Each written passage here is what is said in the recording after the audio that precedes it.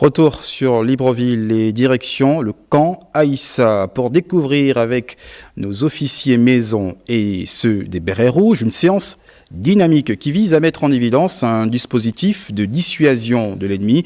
Il faut dire que le chef de corps du 1er régiment des parachutistes gabonais s'est également réjoui de la reprise des sauts voulus par le chef suprême des forces de défense et de sécurité, Andy Tungi, Ludovic Bitegué, Warren Adolinke Nabaga.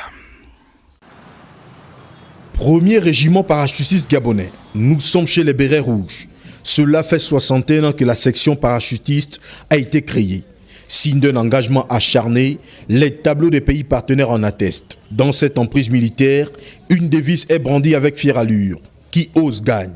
Visiblement, cette culture de la victoire a gagné les esprits des paras, comme nous le voyons lors de cette séance dynamique. La restauration de l'institution militaire se vit dans le camp Aïssa par une volonté active du président de la transition, président de la République, chef de l'État, chef suprême des forces de défense et de sécurité, par des réalisations concrètes et visibles, simultanément par une amélioration significative des savoir-faire techniques et tactiques des parachutistes. Outre les réalisations impulsées par le général Oligui Nguema au sein du camp Aïssa, le président de la transition a décidé de la reprise des sauts. Donc ici, le parachutiste est prêt à remplir sa mission.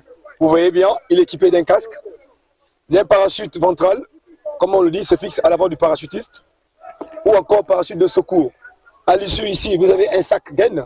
Ce sac permet aux combattants, n'est-ce pas, d'amener tout le matériel dont il sera appelé à servir avec, de manière à le rendre opérationnel. Environ combien de kilos ? Environ 40 kilos, 45 maxi. Des fantassins braves et équipés, il y en a au camp Aïssa. Cette arme est sous la responsabilité directe du commandant du camp Aïssa, donc du 1er RP.